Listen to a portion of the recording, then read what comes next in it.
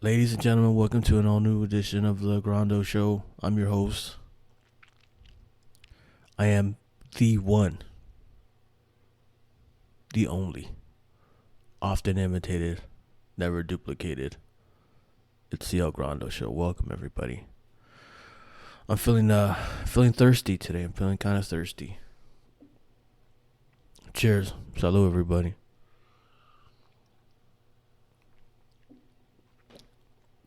I'm coming to you guys with some bonus content today because I have a really good show for you out today. I don't really say this, sometimes, my shows are like, they're good, they're all right. But I know that they can be better. Like I said, I would like to get an editor to help me out with a few things that I would like to add to the channel. But listen, there's a lot of podcasts out there that are just a person in this mic, and that's it. So I just feel real good. I've been, I do plan to show shows out. I do think about what I want to talk about, okay, and it's not easy, trust me. And I was just like really looking forward to spitting this new show out because I got something to say. You know what I mean? So ladies and gentlemen, like I always start the show, hope everybody's doing well, hope everybody's being safe. I hope everybody's checking in on loved ones and finding a routine, you know what I'm saying, something to help your mental health out. And so I just really excited for the show, and I'm just gonna say it right now. This is gonna be maybe my best show, and I don't want to hype it too much, but listen, I've just, when you just gone through a lot and you just figure some stuff out, and a bell goes off in your head, you know what I'm saying, like a light bulb turns on. So. Okay, so let's just get into it. Let's just do it. Let's just do it. Now, okay. First thing I want to bring up is the fact that I am a huge fan of The Sopranos. I've rewatched seasons of The Sopranos maybe 100 times. And it never gets old to me. I always pick up, new shit here and there. I just think that, David Chase in his own right is a master. It's just the picture that he paints is something incredible. And now I want to go into why I'm speaking on it now, because just recently, somebody pointed out the fact that it was Patsy and Paulie who killed Tony, and I was my fucking jaw dropped because I don't know how I missed it. But if you remember, Tony killed Patsy's twin brother, and there's like certain signs in the last season that point to Tony or to Patsy and Paulie Gualtieri, and so it's just, some of the things that were pointed out to me was the fact that, the foreshadowing when Paulie and Tony go to Florida, and you can see Tony in a dream killing Paulie, when he's looking through those visor things. And in some way I just kind of wrote it off like, subconsciously, yeah, he wants to kill him, but, I didn't like give into the idea that, Tony knows something that we don't, that Paulie's going to fuck him over. And not only that, just, things that I miss. I'm just like, how did I miss that? And it's like, when the cat, when the last scene, when Paulie and Tony are at Satriali's, and you can see the cat, the same cat that was staring at Christopher's picture, walks into the frame and looks at Paulie, And you know, it's what I mean. It just uh when in like one of the final to the last episodes, Paulie and Patsy are supposed to be planning a hit for the New York guy from Philly, and in actuality, it was pointed out to me that they were actually planning out Tony's hit, you know. And I don't know how I missed it. I've seen The Sopranos over and over and over again, and I can't believe that I'm just now realizing that Patsy and Paulie had Tony clipped. Now, uh, right, and just I like I said, the picture, I mean, that he paints is unreal, just because of like subtle things like freaking Meadow being late to the dinner, and if she would have gotten there on time, maybe Tony would have lived, because she would have been in the way, because families don't get touched. And just things like that.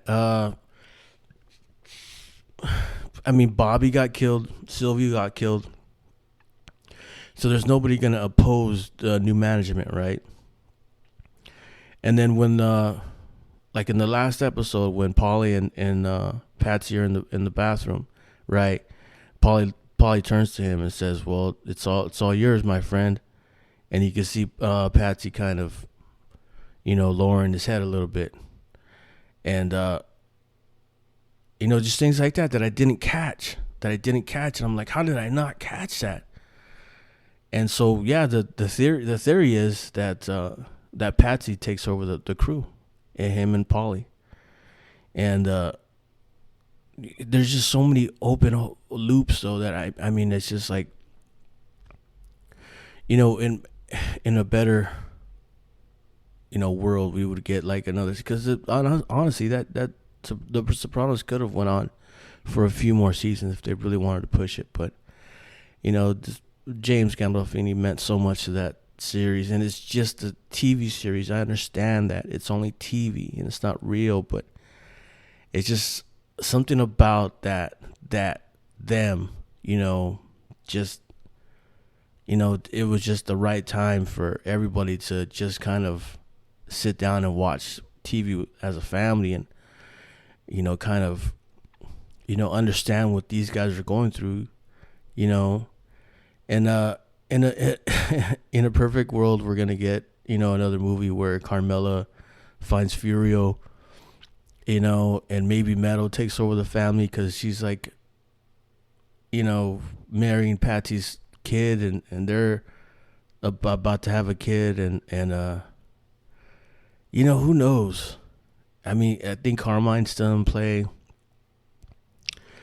It's just it was just so tough for me to hear it, right? And it's just like, man, like I said, I've watched The Sopranos over and over again, and I can't get over the fact that I missed it.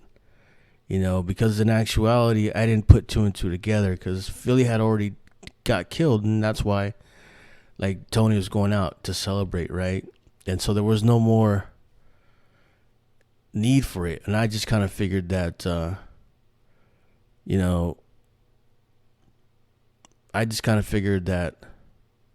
nobody got word to the person in time, and then that's why Tony got killed, because he does die. That's the whole fade to black thing, But it's very, my jaw dropped. My jaw fucking really dropped when I, put two and two together and actually watched an episode of the sixth season. And there's so much more, though. It seems like that whole sixth season is all just leading up to, and leading up to the last episode. And it's unreal to keep those points in mind now, because I can't unsee it now. I can't unsee it, and it's just there, and it was always right in front of me,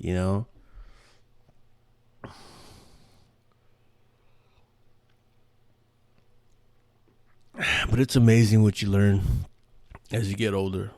It's like, and then it's just wow,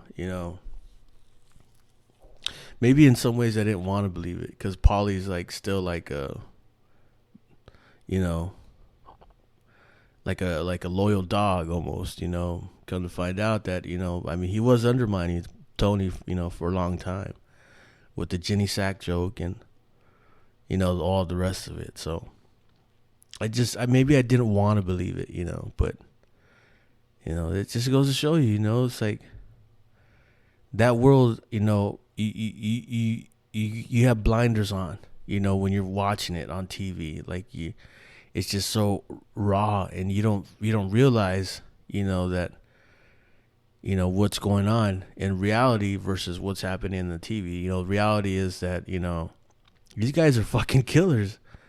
These guys are fucking killers, and they will fucking fuck you over for the for the right thing, and but it's James Gandolfini is one of my ultimate favorite characters as Tony Soprano, and I'm not alone in that. I think that he's on his own kind of Mount Rushmore, so I just I couldn't believe when he died. He was just a young man, and so it's just it's crazy. I can't wait for the what is it, the Saints of New Jersey to come out. It's supposed to come out next October, I think, and I can't wait. Like I said, in a perfect world, like there's just so many players still in play, and then you want to see what happens to fucking AJ. What happens to him now? What happens to Carmella? Well, she'll still be set financially, I suppose, and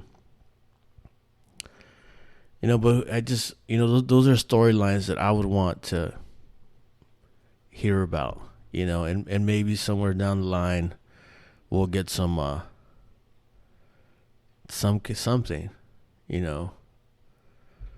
I don't know, but it's pretty cool. I can't wait for Saints of New Jersey to come out. Honestly, can't wait.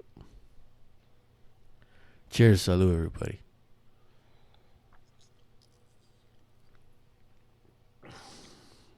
Now, so obviously I watch a lot of TV. And once in a while I'll watch documentaries.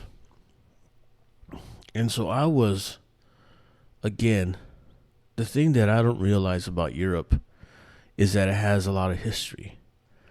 And a lot of, like, not just history, like the history, like Bible history, and like a lot of the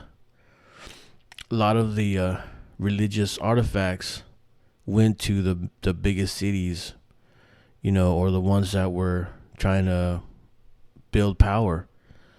And so I'm just learning about things that that I should have maybe know. For instance,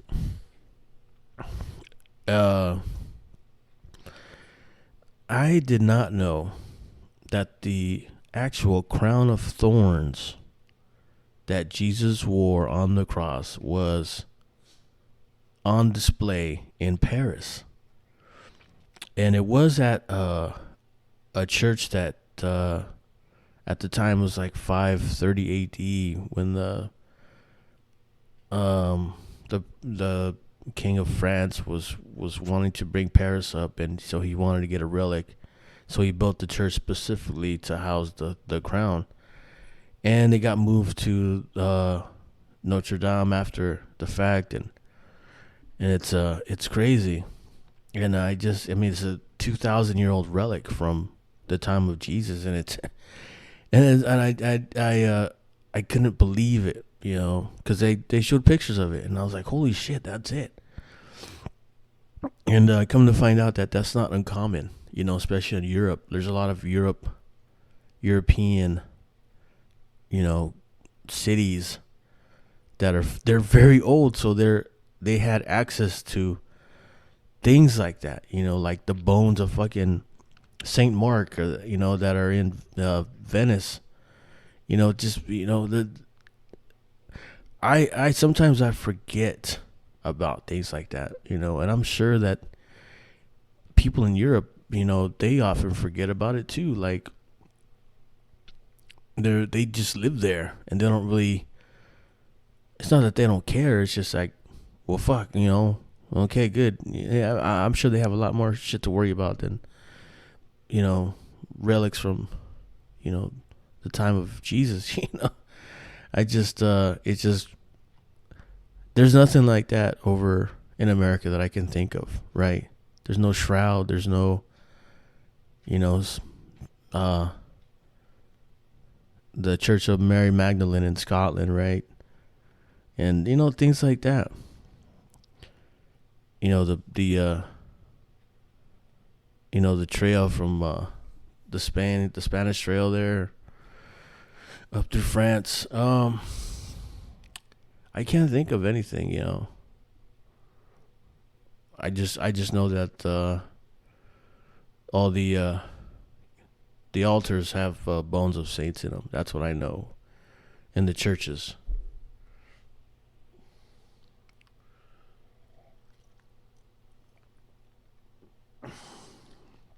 Anyways, it's really cool. It's really cool. And it's just something that you pick up by accident, You just you click on the tube one day and you got a guy, going through Bethlehem, Yeah, dude, this is where Jesus was born. Holy shit.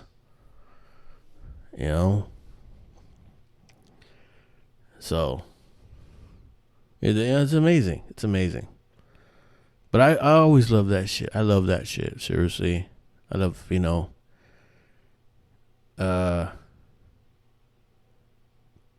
just, the history of, like, the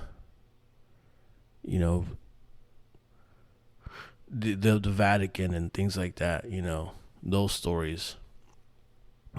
Because they're always kind of fucked up. But, I mean, the message gets put, across. So yeah, I mean, it's amazing. I had no idea. I mean, Paris in general is a place that I've always felt like, it's not that it's not accessible to me, but it's just a goal for anybody to try and visit there. It's a fucking city of lights. And go fucking visit Jim Morrison's grave. And that's a fucking pilgrimage for sure. But yeah, Paris, city of lights, motherfuckers. Ask somebody. I'm fucking thirsty today. I don't know what it is.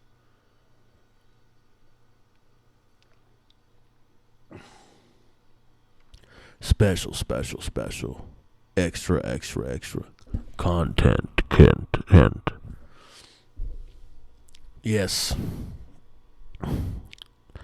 We're going to switch it up a bit.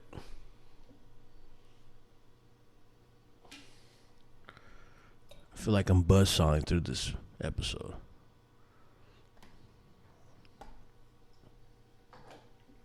Yeah, we're in a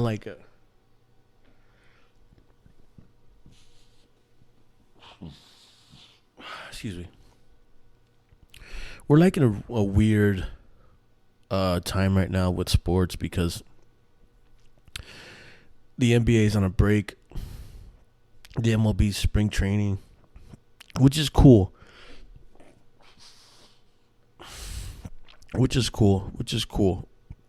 Right? And but there's nothing really good for sports on. The UFC 259 just passed, and Um, it's the one where Israel Adesanya took the L. I thought it was a lot of weight for him. It's not like boxing where it's one dimensional. You get that extra weight on you to lean on you. You're gonna feel it. And I wasn't sure what was gonna happen. I wasn't sure it was gonna happen. I thought it was a lot of weight, for him to move up. Just because you're not fighting you're fighting a legit, light heavyweight. So I just think, the fight was very methodical from homie, the Polish guy. I didn't watch it. I had to work, but from the highlights that I watched, it was very very calculated, and I think homie went in with the really good game plan, and Israel just got caught. He had no answer for the takedowns. So yeah, but hey, he took a shot. He took a shot. Can't knock him for taking a shot. I think he falls back a bit after this. And then we'll see what happens. I thought Gastelum, Kelvin was the closest guy to come to beating him in that weight class, and he's finally starting to fight. I still think Kevin Gastelum is a great fighter, and Israel caught him. Israel caught him at the right time, but I know he's starting to get some flow back. So I don't know. We'll see what happens. We'll see what happens. But yeah, there's nothing really else to speak of. There's nothing. There's no other good sports on right now.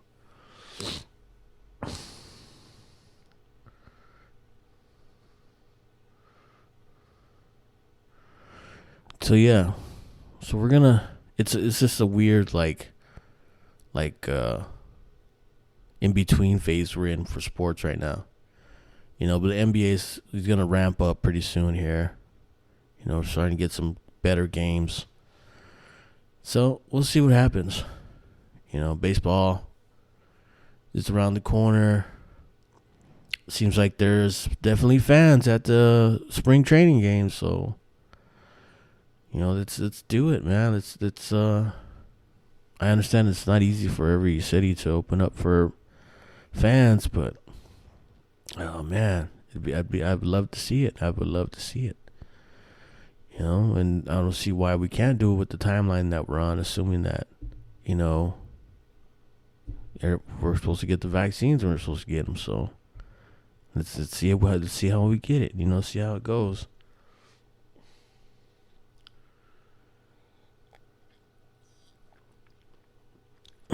Thirsty. All right, so I want to bring something up.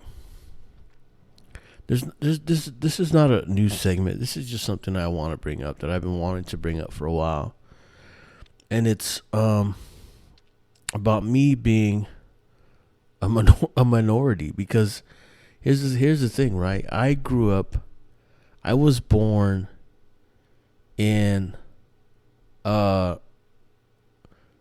California, okay, and I grew up next to Point Mugu Navy Base, and there was also a Navy base for the Seabees.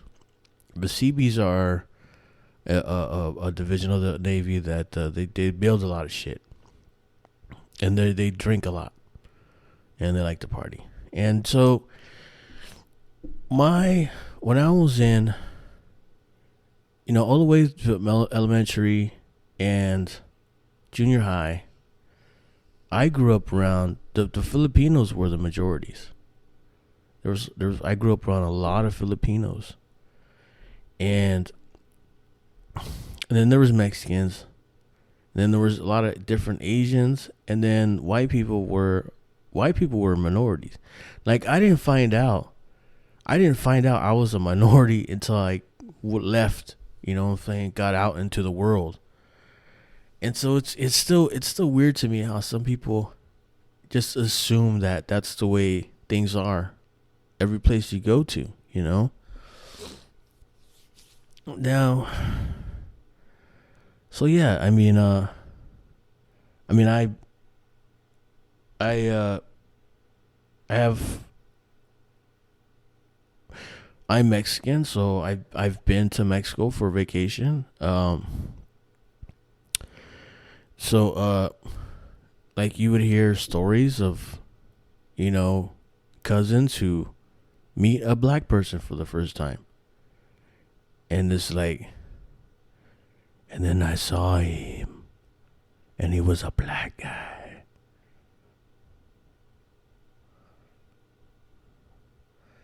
So, and then but the thing is about the thing about Mexico is what not what a lot of people understand about Mexico is that, I mean, the cool thing about it is that black people were allowed to fight there. They were allowed to have professional fights there before it was legal. It wasn't always legal for black people to fight in the United States, like professional boxing, but it was always legal for them to fight in Mexico. So they have like they have a couple like restaurants down Baja. So it's just, not, I don't think a lot of Mexicans know that, or they don't really care. They're like, fuck it, some black guy, they don't give a shit, and so it's just it's funny to me how, I had to find out I was a minority, what I'm saying, like weird way. And I did hear, especially when I was around certain people, who forgot that maybe I was in the room, and they would be like, yeah, I don't want my kid to be the only white kid in school. And I'm like, did this guy really say this shit? And I'm like, well, fuck, dude. I'm like, at the time when I heard this, I was still very young, but I've heard it more than once in a certain area of San Diego, and it kind of blew my mind in a way, because I was still naive to the ways of the world. You know what I'm saying? Like I had a picture of what I thought how we lived, and it come to find out that that's not always the case. You know what I'm saying? So I can't believe, like, especially in San Diego. San Diego is literally a stone's throw away from Mexico. Like, there are parts of San Diego that you can look into Mexico, and so you're gonna tell me, you know what I'm saying, like, why is there so many? Dude, you live 10 minutes from Mexico, and you want to know why there's a lot of Mexicans around? Come on, dude. This is, you know what I'm saying. You're reaching for something right now that's not attainable. You know what I'm saying. And but I don't know how else to get my point across, other than that, because that's stupidity at its highest form. Okay.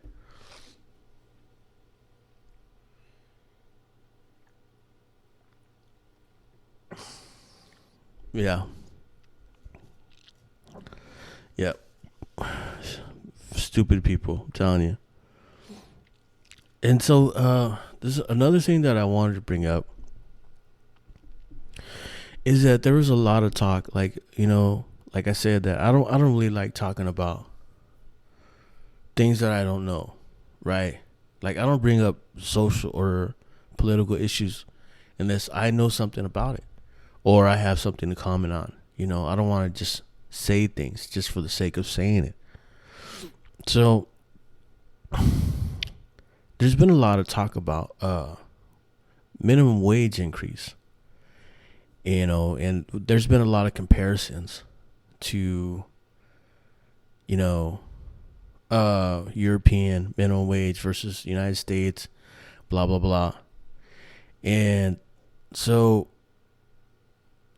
the only thing that I can say is a huge difference, from what I can tell, is the tips, right? Like, they don't tip in Europe because their tips are, in your bill, right? They take out a percentage or whatever. So now I don't know if you can take tips away, because that's one way that you could legitimately do a wage increase, is if you take people's tips away. But I don't know if you can do that. And also, I would like to know, like, how is tips so American? Like, why is it? Why do we get tips? So why is it like American? You know what I'm saying? Like, I don't think you can take people's tips though. Tips are, why employers can pay their employees that little amount, because they know, especially employees know, that they're going to make bank on weekends because of the tips, right? So I don't know if you can take tips away. And like, I think there's just too much comparison right now to Europe. Like we don't live in Europe. We shouldn't have their same laws, right? I understand. Like, it just doesn't apply to places. Like, you can do the increase in New York City, right? You can do that. You know what I'm saying? Because of the cost of living, it's going to work. There's a lot of money there. It'll get tossed around. So a minimum wage increase would work there. Now, somewhere like, I don't know, let's just say, like I don't know, like Mississippi, or like rural. I have such a hard time with that word. Rural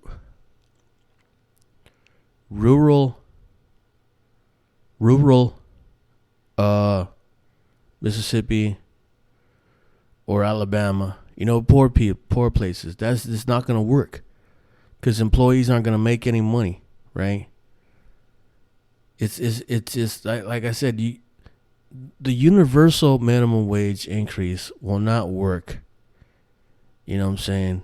On all, it's not a. You're just not gonna.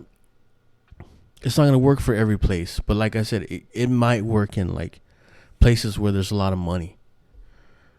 So, it's a hard sell, and I people are comparing, and I wanted to put my 2 cents on it. Anyways, it's just, I think you would have to take people's tips away, and I don't know how you can do that. I think too many people, single mothers, rely on tips. You know what I'm saying? Especially right now.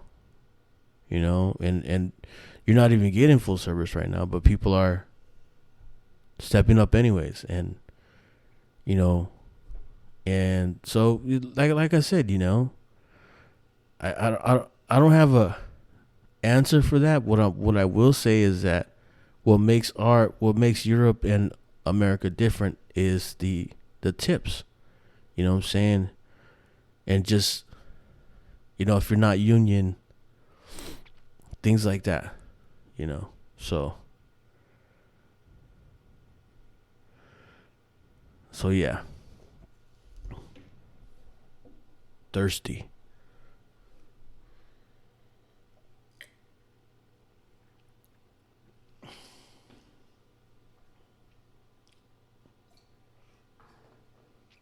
Right. I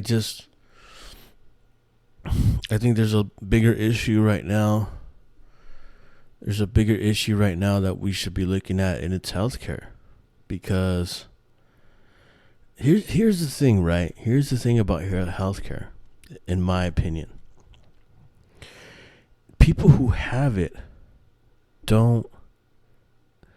it's not that they don't care about people who don't have it, but it's almost like they're in a club, like an exclusive club where they're like, well, I don't have, well, I have insurance and I can go to the dentist, and the thing, like, just like simple things like going to the dentist. I heard it the other day, on a show. I forgot the name of the show, and it was, this lady was talking about how you shouldn't be able to take out a second mortgage to fucking fix your teeth. You know what I'm saying? That shit should not be happening. And it made me think about, people who have insurance to go to the dentist. And they would, and I just had to like say, I had to process, like, well, people who go to the dentist, they're not thinking about people who don't go to the dentist, right? They're thinking about fixing their own shit. And they're not really saying, well, this shouldn't be a right because, like, I already have it. You know what I'm saying? But that's how they have to be, you know what I'm saying? And it's not that it's being selfish. It's not that it's being selfish. It's just a simple fact that, having straight teeth or going to the dentist shouldn't be a privilege, like, it's like this lady said, you shouldn't have to take out a second mortgage to go to the dentist. It should be a right. But like I said, like, I don't think people look at it like that. People who go to the dentist, they're just like, well, fuck, I don't really care if so-and-so can't go to the dentist. Even though maybe they should, is what I'm saying. And also, I would like to know how exactly we got to the tooth fairy. Like, I don't understand how that works, because I was watching a show or something on the internet,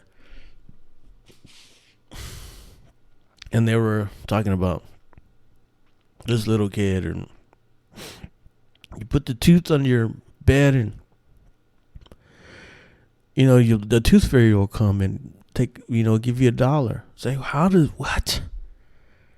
And I started thinking about that. I was like, how does that make sense? How did we come about having somebody give you money for your teeth? So I'm just gonna Google it real quick.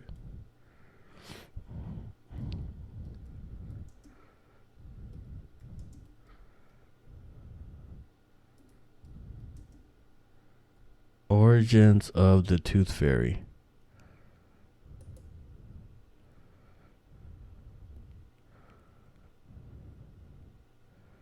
Oh, okay. So it was a Vikings.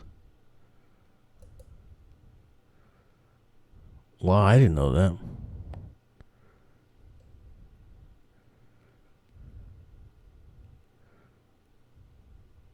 The Tooth Fairy exists across religion and culture. Many animal-based societies where there's springtime, blah blah blah.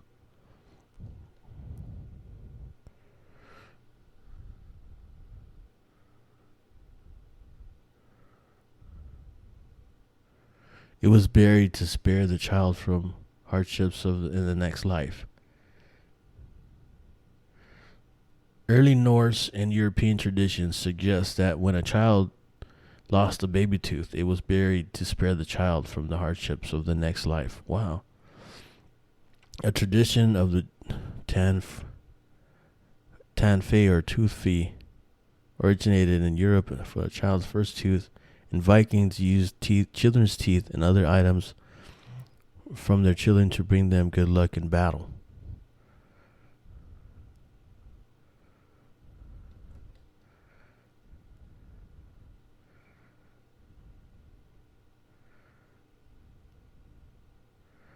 Yeah, it just keeps going on. It's very vague. It's very vague.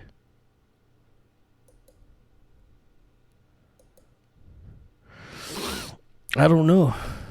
It doesn't make any sense to me.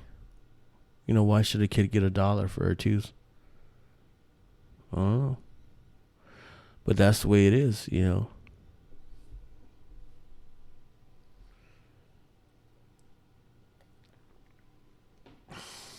All right, like I said, I hope you're enjoying this show as much as I am.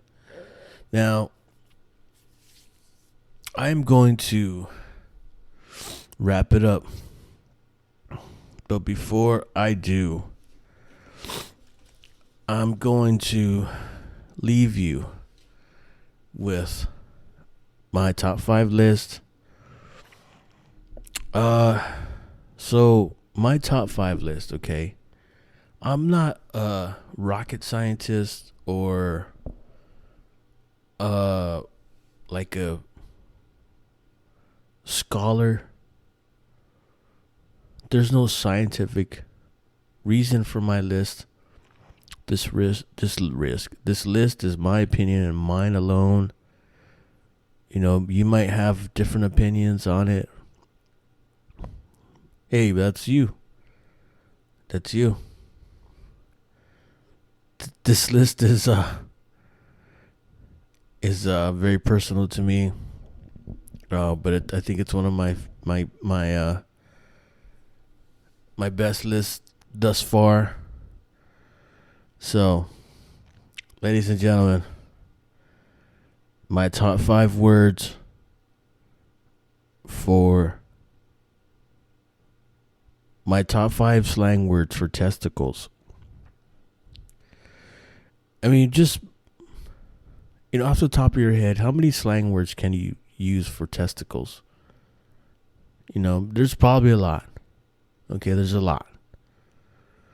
But here's my top 5 list, ladies and gentlemen. Here we go. Number 5, balls, as in suck my balls. Number 4, gonads, as in she grabbed me by the gonads. That's a solid number 4. Ba-dum-bum. Number 3, crown jewels, as in as I turned to her naked, she saw the crown jewels. That's a solid number 3. Number 2 is the boys. Easy. The boys, keep talking shit. One of the boys will come out. And then for the opposite, for ladies' genitals, it's the girls. Okay, so and my number one slang word for testicles, ladies and gentlemen, it is nutsack. Nutsack. I'm talking about nutsacks. Let's talk about nutsacks. I'm talking about that nutsack. Yeah. Not to be confused with nuts. Sack. It's nut. Nutsack. As in I'm about to bust a nut. All up in your mouth. All right. So that's all I got for today. I just I wanted to get this content out. Consistency is the key. I'm still checking out a lot of cool podcasts, and I hope that someday I'll get a chance to share in with my favorite ones, and listen here, I'm gonna keep it coming. We're gonna keep riding. You know what I'm saying? I'm a rider, so we'll keep it moving for y'all. All right. But listen, I love y'all. Y'all be safe. All right. Peace. One love.